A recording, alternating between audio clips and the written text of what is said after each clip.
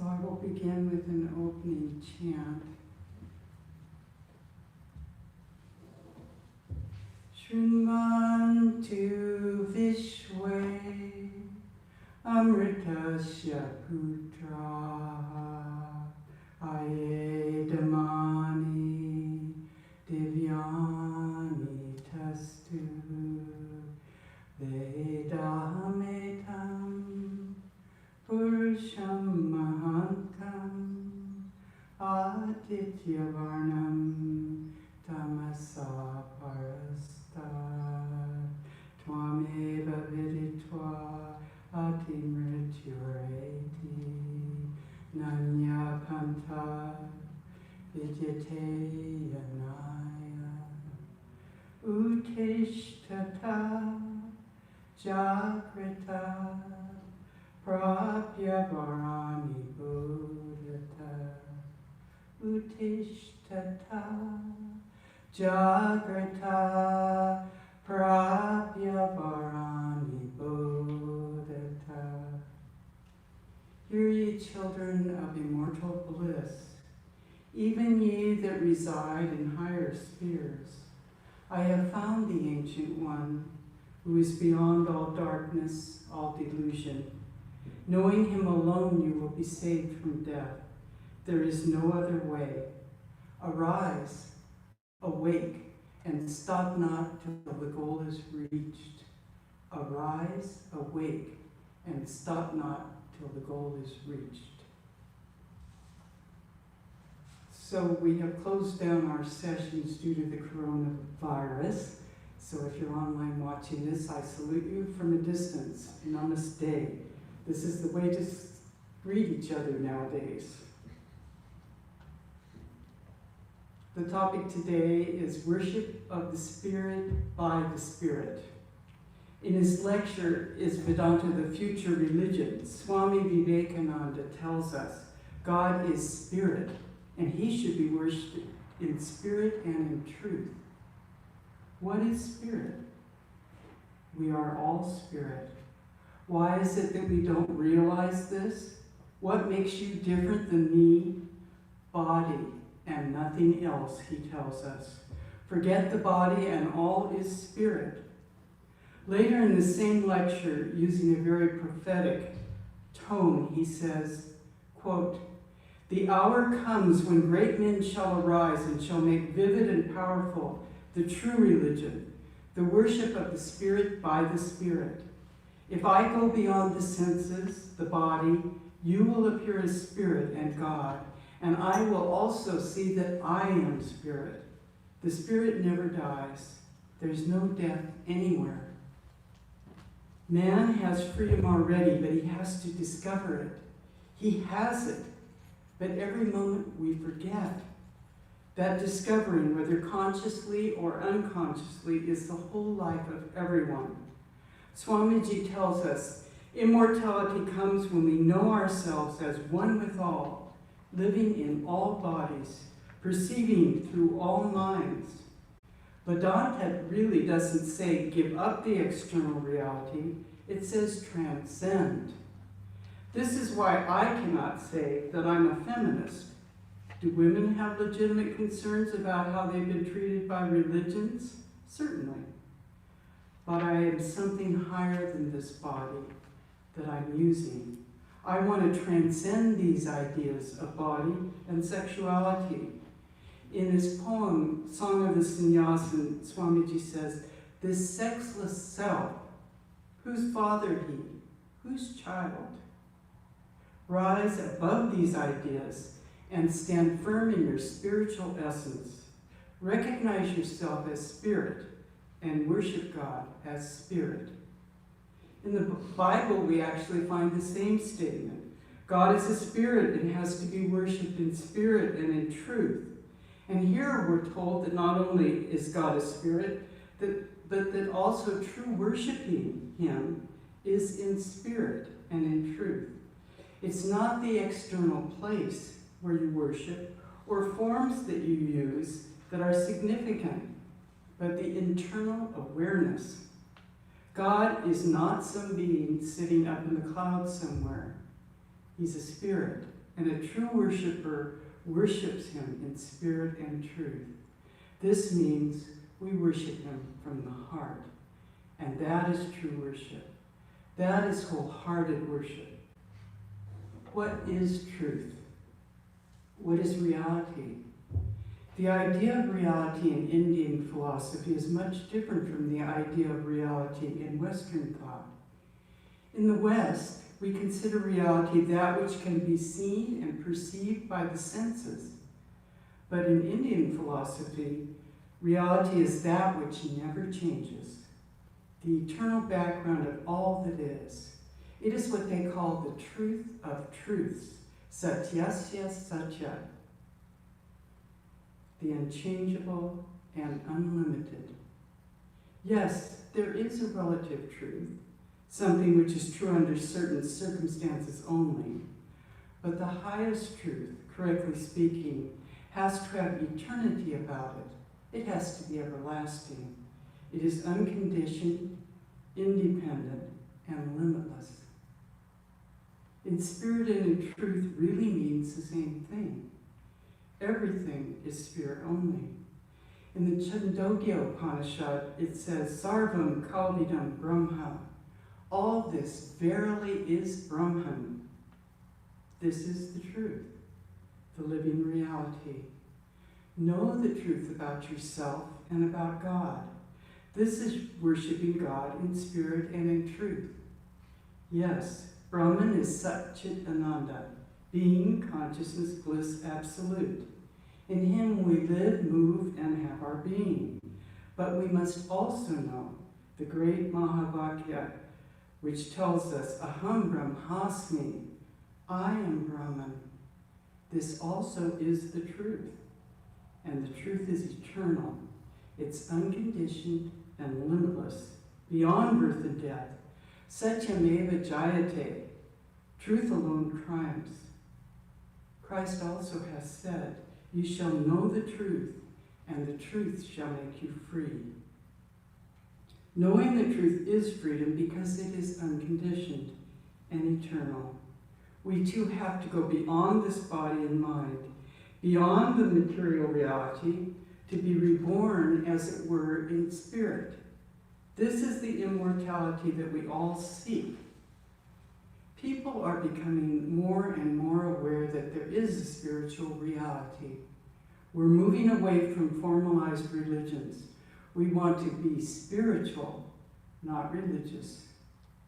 The question comes, who am I really? Who is it that worships anyway? This is the question that Ramana Maharshi asked himself until he realized God. Who am I? He analyzed everything and kept going inward until he had realized the truth within himself, simply by asking the question, who am I? Who is asking this question? And once he saw that truth about himself, once he really experienced it, it never left his awareness. He knew that he was deathless. Swami Ashokanandaji, a follower of Swami Vivekananda, tells us a great change has to be brought about within oneself in order to worship God in spirit and in truth. Ordinarily, we are so engrossed in concrete objects that the mind has become totally scattered. There's a continual movement, a restlessness in it. When the mind is restless, we think of ourselves as psychophysical beings, mostly physical. And the outside reality appears as the physical reality, and we forget the spirit. The material world becomes our reality. Yes, that's how we often see it. And science, unfortunately, supports this viewpoint, that reality is what we experience through our senses. We cannot really think of it as spirit. Mind has to become quieter before we can think of ourselves as spirit, as something different and separate from the body and mind. And this is done through meditation. If there has been a change in our consciousness, we begin to realize that we're not merely the body and mind, and others also are something more. One teacher told a student to imagine that she was seeing the Atman in every person she met, to go on thinking about the spiritual being in all beings. He said, this is the truth, and in the end you will realize it. This means that the means and the end become one. This is spiritual practice. Truth is a powerful thing, and truth is that everyone is your own, not just one or two select people. All are your own. Everyone in the whole universe becomes your own relative. As Holy Mother Sri Sarada Devi said, no one is a stranger, my child. The whole world is your very own. This is extremely hard to put into practice because we focus on the external differences instead of the internal unity behind. But there is shining behind in the eyes of every one of us, the Spirit. It is the light behind the eyes, and we need to meditate on it. It is behind your eyes. It also is behind my eyes. If we dive deep into ourselves, we begin to see that behind this material world is a finer reality, a spiritual reality. When your mind becomes even finer, you will see that you are altogether separate from your body and mind. You will feel that this universe is not a material universe at all, but is pervaded by spirit, consciousness. God will seem very close to you, a living reality, a living consciousness that percolates through everything that you see. When we worship in a temple, we're not worshiping a stone image. We're worshiping a spiritual reality which is represented there. I recently saw a clip where some of the priests in Varanasi had put a mask over the Jyotirlinga and asked people don't touch it. They were trying to protect, of course, the devotees. But I was reminded of Swami Vivekananda's experience at Shir Bhavani when he felt that the temple should not have been desecrated and he would have protected it. And he had a vision of the Divine Mother saying, do you protect me or do I protect you? So I was thinking, is this reverse isolation of Ishvara? Not for what? Anyway, there is timeless quality about it. You begin to live in the present moment. And Vedanta teaches us we don't have to go outside of ourselves to know the truth. All the past and the future are here in the present. When you think you're knowing the past, you're only imagining the past in the present moment. To see the future, you have to bring it down to the present, which is the only reality. The rest is imagination. The present is, in fact, all that there is. Our worries about the future or regrets about the past are really only in our minds. The cause becomes a lot of anxiety to us. They're not reality at all. They haven't happened. They are pain-bearing impressions in the mind. Sri Sarada Devi once said she did not know what worry was. She was constantly repeating the name of God and had no time for worry. All is here, right now. The present is all that is, and there is only one. If I change, you change. I go beyond the power of the senses, you will appear as spirit or God, and that is the reality. Things are not what they seem on the surface. When our minds become completely calm, Swami Ashokananda tells us, we will become completely separated from the body and the mind. We'll even forget their existence, he says. You will forget the existence of this world. All that you will perceive will be one undivided spirit, having neither interior nor exterior. What you perceive then cannot be spoken about, or even talked about in terms of the present experience. Only greatness appreciates greatness. Only God realizes God. It has no other basis. The dream is not one thing and the dreamer another. The keynote running through the music of existence is I am He, I am He. Soham, Soham. All other notes are variations, and they don't affect the real theme. We are the living books, Swamiji tells us, and books are but the words we have spoken. Everything is the living God, the living Christ, the living Spirit. See it as such. Read man, Swamiji says. He is the living poem. We're the light that illuminates all. We are spirit in a spiritual world, and everything we do can be and is worship. This is the highest realization. In his lecture, The Ideal of the Universal Religion, Swami Vivekananda said that the message of the Hindu religion is spirituality. Let them talk about India's regeneration, but upon it depends the welfare of the whole world. If the Hindu is not spiritual, I don't call him a Hindu. Here in India, the first and foremost duty of our lives is to be spiritual first. For our natural welfare, we must first seek out at the present day the spiritual forces of the race. National union in India must be gathering up of its scattered spiritual sources.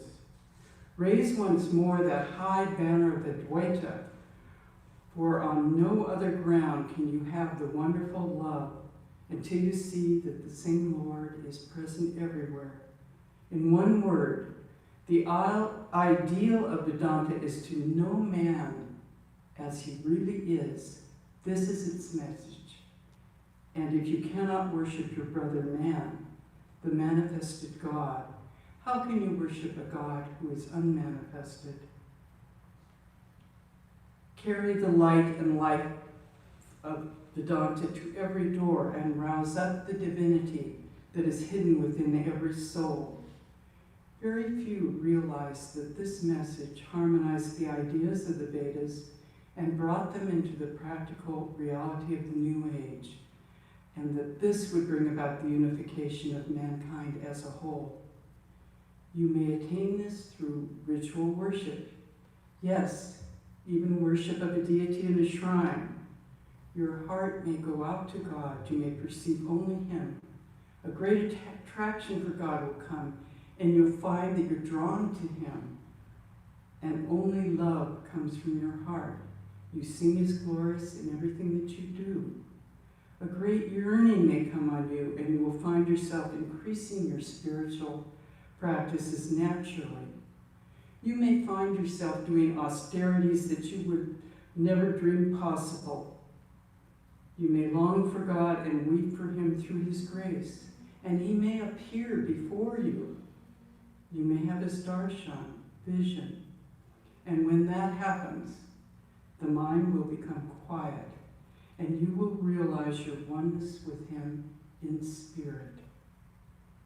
Or you may reason, I'm not the body or mind, and reasoning thus, you may realize you are spirit. Then too the mind will become quiet, and the world will appear spiritual. As Sri Krishna says, the greatest of all the Lord's devotees is the Jnani who has found the truth about himself and about God.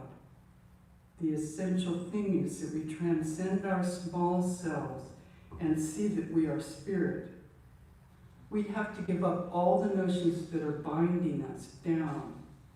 So in Song of the Sannyasin, again, Swamiji tells us, for fetters, though of gold, are not less strong to bind.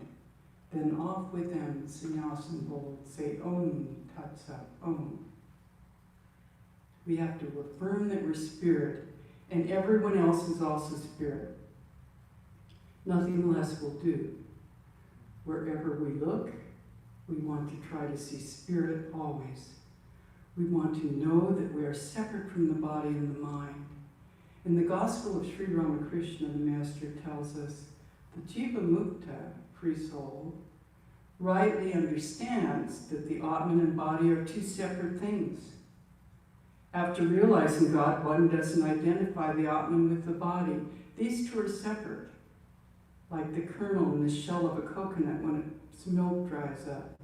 The Atman moves, as it were, within the body. When the milk of worldly mindedness has dried up, one gets self-knowledge. Then one feels that Atman and body are two separate things.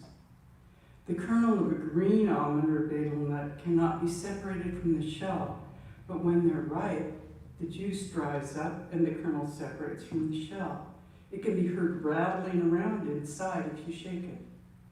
After the attainment of knowledge of God, the Atman is viewed as separate from the body. When we get a glimpse of this, we will understand the truth of action in inaction. We will know we're not the doer. We will feel that we are the Spirit. It is the Spirit only, shining everywhere. We will see that others also are the Spirit. If I understand that I'm the Spirit and you also are the Spirit, then true service or seva will follow. One external practice of worship by the Spirit of the Spirit is serving God in man, worshiping the living God, as Swami Vivekananda tells us. Wherever you see the Spirit, render your service and worship there. In whatever form he appears, respond to him accordingly. If he comes to you as a sick man, give him medicine. If he comes to you as a hungry man, give him food. If he comes to you as an ignorant man, give him intellectual knowledge. That is worship. If you see him as Spirit before you, whatever you do or give, that is your service, your worship. It is the God behind the man that you're worshiping and you're giving service to. Your service is based on love of God. If you want any good to come, he says, just throw your ceremonials overboard and worship the living God, man. God in every being that wears a human form. God in his universal as well as his individual aspect. The universal aspect of God means this world, and worshiping it means serving it. And this is indeed true work. This is indeed true worship. Serve the living God. God comes to you in the blind, the halt, the poor, the weak, the diabolical, and what a glorious chance for you to worship. The moment you think you're helping, you undo the whole thing. You degrade yourself, he says. Vedanta says there is nothing that is not God. It may frighten you, but you will come to understand it by degrees. Swamiji tells us, the living God is within you, and yet you build churches and temples. Again, in the Song of the Sannyasin, he says, where seekest thou that freedom, friend? This world nor that can give. In books and temples vain thy search. Thine only is the hand that holds the rope that drags you on. Then cease lament. Let go thy hold, Sannyasin bold. Say Om, Tat Sat, Om. The only God to worship is the human soul in the human body. Of course, all animals are temples too, but man is the highest, the Taj Mahal, as it were. If I can't worship in that, no other temple will be of any advantage. The moment I have realized God sitting in the temple of every human body, the moment I stand in reverence before every human being and see God in him, that moment I am free from bondage. Everything that binds vanishes and I am free. Every action can be worship. Beautiful chant in the Bhagavad Gita that we chant before meals epitomizes this. Brahmarpanam Brahma Hapir Brahma Agno Brahmanahutam Brahma eva tena gantavyam Brahma karma samadhina. Brahman is the ritual. Brahman is the offering. Brahman is he who offers to the fire that is Brahman. If a man sees Brahman in every action, he will find Brahman. We must see the spirit everywhere. In the cooking, in the meal, in the eating, in the cook, in the one who is eating, everything that we do. This is a state of the man who has a ripe ego, one who knows the truth. And this is worship by the Spirit. Brother Lawrence, a Christian mystic, said, "The time of business does not differ with me from the time of prayer, and the noise and clatter of my kitchen, while several persons are at the same time calling for different things, I possess there God in his great tranquility as I upon my knees at the Blessed Sacrament." He said he had no recollection of what things he'd done once they were past, and hardly realized what he was doing. That on leaving the table, he knew not what he'd been eating, but that with one single end in view, he did all for the love of God, rendering him thanks for directing these acts throughout his life. He did everything simply, in a manner which kept him ever steadfastly in the loving presence of God. He said there was neither need of art or science for going to God, but only a heart resolutely determined to apply itself to nothing but him for his sake and to love him only. We had only to recognize God intimately present within us and address ourselves to him at every moment. That is, our spiritual progress did not depend on changing our works, but in doing for God's sake what we commonly do for ourselves. He said we can do little things for God. If I turn the pancake that's frying in the pan for love of him, it's enough for me to pick up even a straw from the ground for the love of God. This is living in the now. This is living in the Spirit. Again, in him we live, move, and have our being. We too would see God in every action if we were living in the truth, in the presence of God, in every action. It may seem a long way off, but it's like learning a foreign language. At first, you have to remember and translate everything, and we have to practice a long time.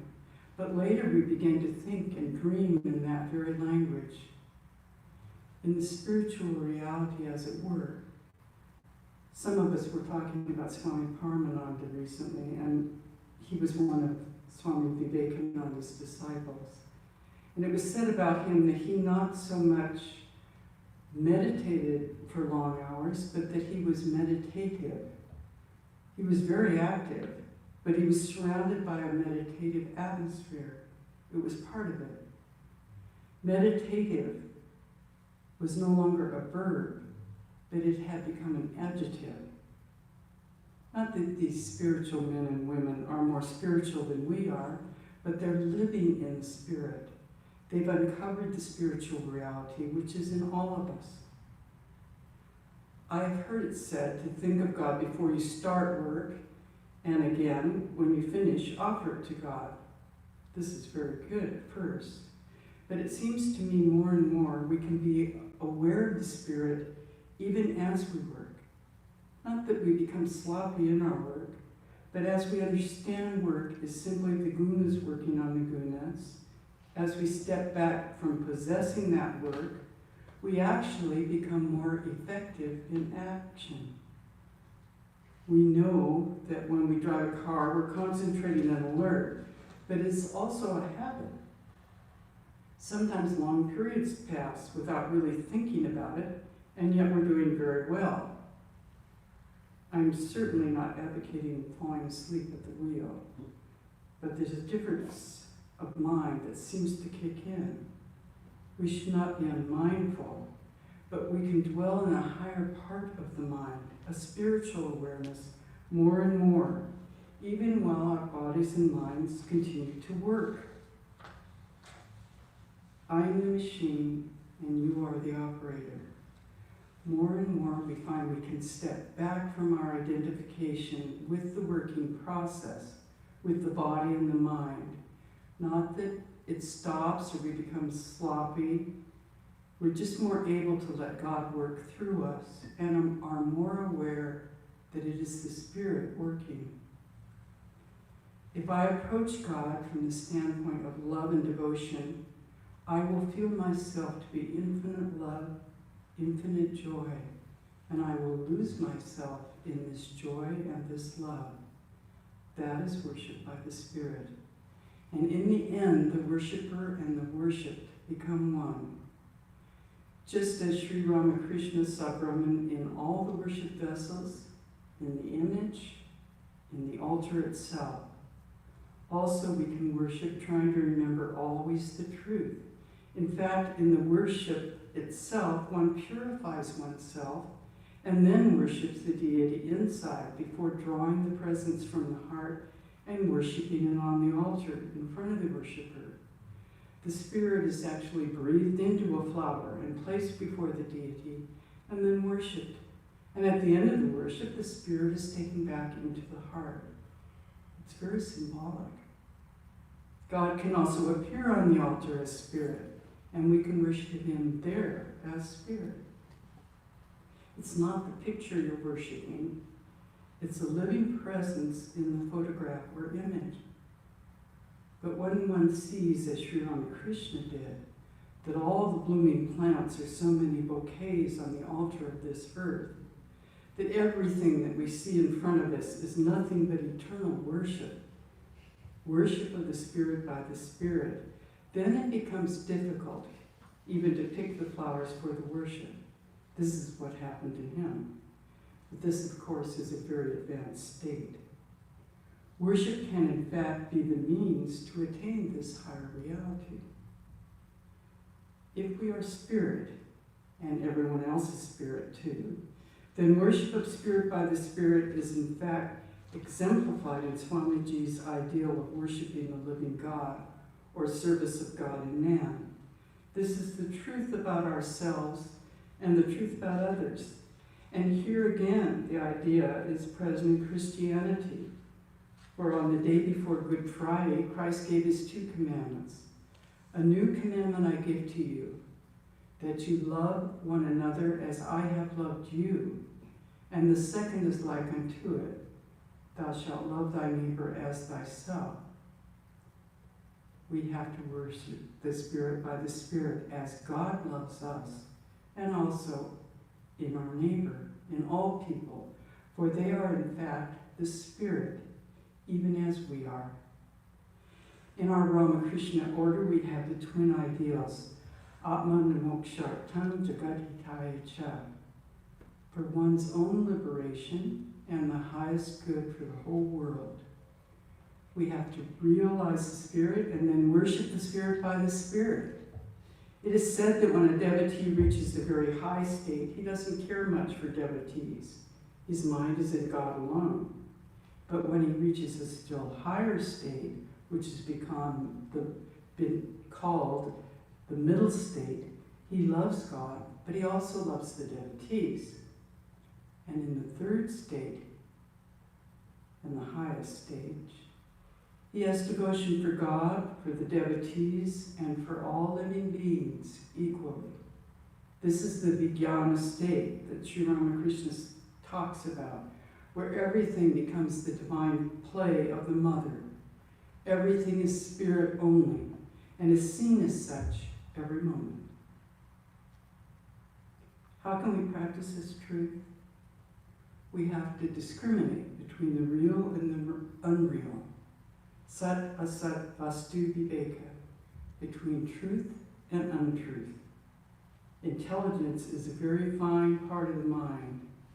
By exercising our subtle buddhi, our discrimination, we can advance toward our realization of the Spirit. A person who lives in liberated intelligence feels himself incorporeal, limitless. He's not really aware that he has a body. There's almost a timeless quality about him, even though he is still in the mind. If we want to say we're beyond body and mind, think how much we have to rise above. We have to rise above even the liberated intelligence, where we still feel that we're making choices to be established in true spirit. We are the spirit, not even the mind. As Swami Vivekananda says, unselfishness is the very basis on which ethics stands. We can try to be unselfish, saying, not I, but thou, not self, but non-self. There's the idea of Confucius. Don't do anything to someone else which you would not like done to you. The ideas of individualization to which we cling when we're trying to find that infinite power, that infinite pleasure through the senses, has to be given up. We have to put ourselves last and others before us in order to break through our selfishness, our identification with our own small desires. Ethics say, I have to hold myself last. The infinite will never find expression upon the material plane, so man has to give up the plane of matter, rise to other spheres to seek a deeper expression of that infinite. All ethical laws have that one central idea, the idea of eternal self-abnegation or self-sacrifice. Swami Vivekananda tells us, this is the mother's love. A mother will sacrifice herself for her child. In the Bible, we also read, a greater love hath no man than he will lay down his life for his friend. Perfect self-annihilation is the ideal of ethics, Swamiji says. People are startled if they're asked not to think about their individualities, especially in this country. They seem so very afraid of losing what they call the individuality.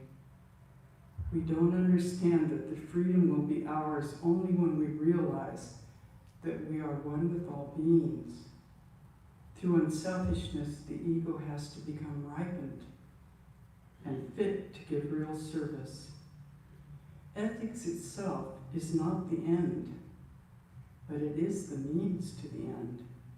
It will help us break through the crystallization of attachment to material things that we've been building up around ourselves. A person is a person as long as one is struggling to rise above nature. And this nature is both internal and external. It's good to conquer external nature. Science and technology have done much to help us physically, but it is higher to live in harmony with external nature and learn to conquer our own internal nature.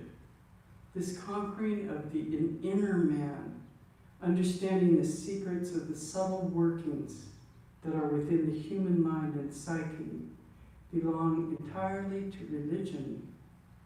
The strength of every race lies in spirituality. This spirituality does not belong to India alone. Swamiji calls us children of immortal bliss. Yes, we have received much from India, but that eternal bliss lies in the heart of every one of us. Born heir to the infinite art thou. Within thy own heart is the ocean of love. The spirit has to be awakened in us. Swamiji came to this country to teach, and he loved American people. He wanted us to realize the spirit, and he spoke of worship of the spirit by the spirit here in the West. I believe he wanted us to carry this idea into practice in our daily lives. Swamiji himself said, may I be born again and again and suffer thousands of miseries so that I may worship the only God that exists, the only God I believe in, the sum total of all souls, and above all, my God the wicked, my God.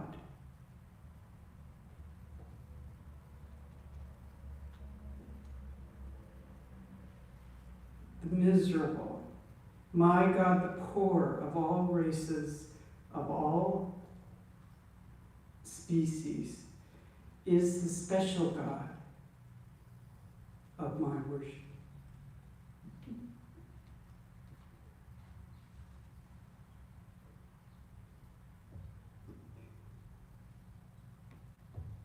In a poem to a friend, he says, "From highest Brahman to yonder worm, and in the very minutest atom, everywhere is the same God they all love.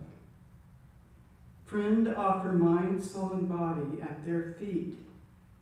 These are his manifold forms before thee. Rejecting them, where seekest thou for God, who loves all beings without distinction, is indeed worshiping best is God." It's not enough to simply think these thoughts or even to feel them. You have to try to see that everything and everyone is divine. We have to change our views about ourselves. When we think, I like this person better than that person, what are we doing? When we get hurt because someone does something to us or doesn't do something, who is getting hurt? The spirit, the self, is never wounded. Who is it that's done something to us? The person who has done something to us is really no one but God. We are finding fault with God himself. If we analyze it, the situation becomes so painful that we will be forced to change ourselves. Actually, everything that comes from God, and therefore there can be nothing wrong. We can use it. It cannot therefore hurt us. All this selecting, like I don't like this and I like this, is coming from our own ego. The ego, like a stick, lies across the ocean of Satchidananda. And when it is taken away, there remains only one undivided ocean of consciousness. But as long as the stick of the ego remains, there's the appearance of two. Here's one part, the water, and here's another part of the water. After realization, the ego, if it remains at all, is the right ego only, the ego of knowledge, or the ego of a child. From a distance, the bird string lying on the ground may look like the real one, but if you come near and blow on it, it disappears altogether. Slowly remove the contradictions from yourself, and you will find yourself expanding, learning to be infinitely patient. This isn't an easy task. We have to become sincere and honest with ourselves, and then change. Our lives have to be lifted up to the level of our intellectual convictions. Our beliefs, our living impulses must become one. Shravana, Manana, Nididhyasana. Hear the truth, meditate on it, and realize it within yourself. First, that strong philosophical conviction, and then a sincere effort to change our actions, to put our convictions into practice. This is practical Vedanta, and its essence is worship in spirit and in truth. Everything that you do is a form of worship. Everyone you see is God himself, covered by name and form only. Life becomes a continuous meditation. In his poem entitled The Awakened India, Swamiji writes, "The seers great, whom age nor clime can claim their own, the fathers of the race, who felt the heart of truth the same and bravely taught to man the secret, 'tis but one, Then speak, O love, before thy gentle voice serene. Behold how visions melt, and fold on fold of dreams departs to void. Truth, and truth alone, in all its glory shines. And tell the world, arise, awake, and dream no more.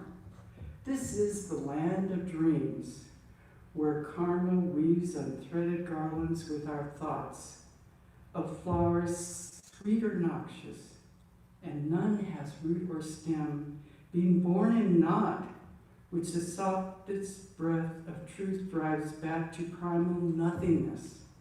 Be bold and face the truth. Be one with it. Let vision cease, or if you cannot, dream but truer dreams, which are eternal love and service free. This is practical Vedanta, worship of the Spirit by the Spirit. And he says we should try to make things simpler and bring about the golden days when every man will be a worshiper, and the reality in every man will be the object of the worship. We have to transcend the idea that we're body and mind and try to realize our own spiritual nature. When God approaches us in any form, if we approach him from the standpoint of love or devotion, we will find ourselves to also be infinite love, infinite joy, and that is worship of spirit in truth.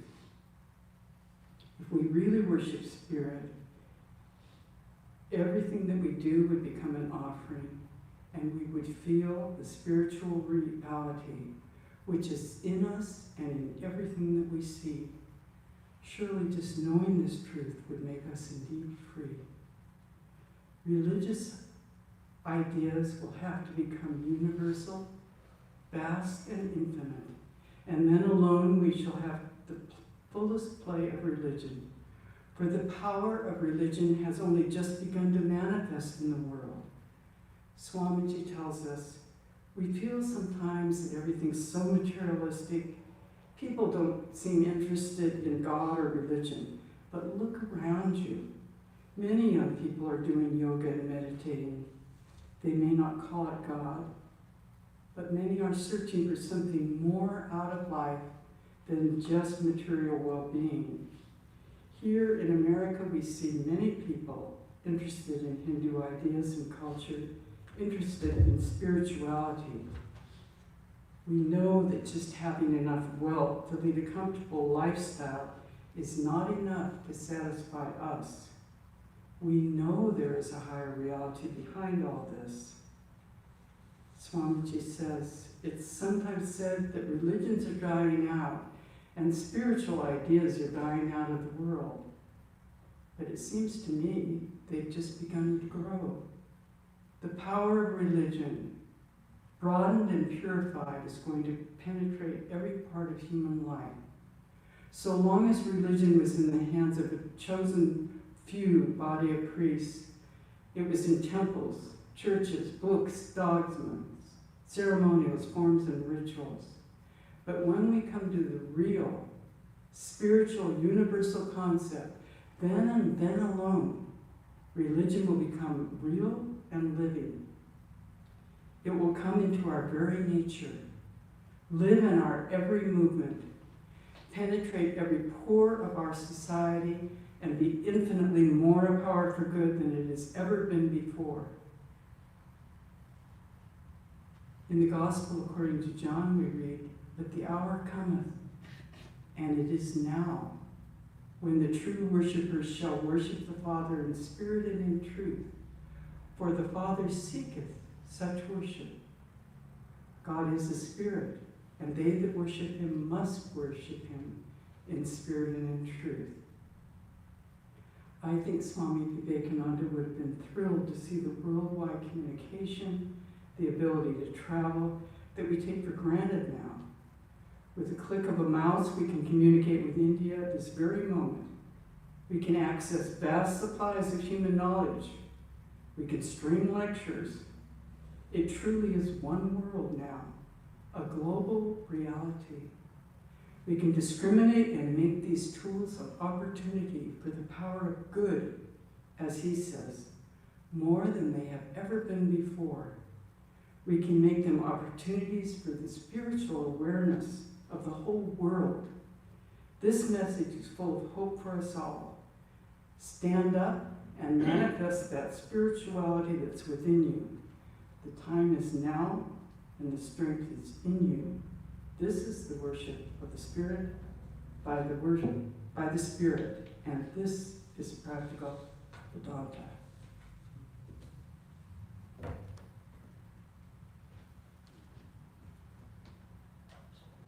Okay, so now we will have the announcements.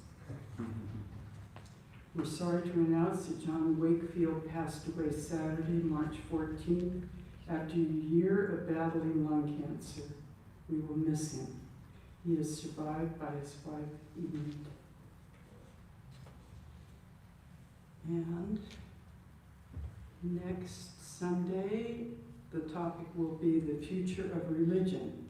And Satchimayananda will give that, lecture here, but it will be streamed. It'll be here and streamed. Okay, and we're doing streaming on all these different things now.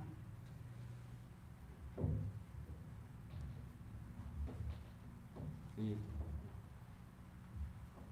got a good voice.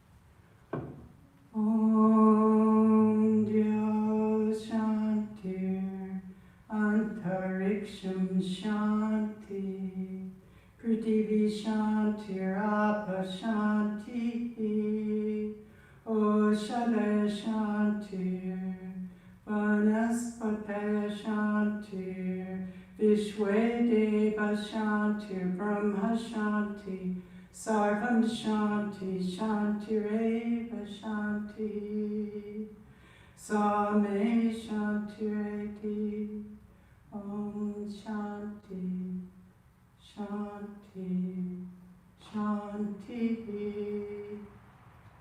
Peace is in the heaven, peace is in the sky, on the earth and in the waters. The herbs and the plants and the trees are all full of peace. The gods are peaceful. Everything in this universe is pervaded by peace. May this eternal, universal peace enter our soul and being. Om, peace, peace, peace be unto us all.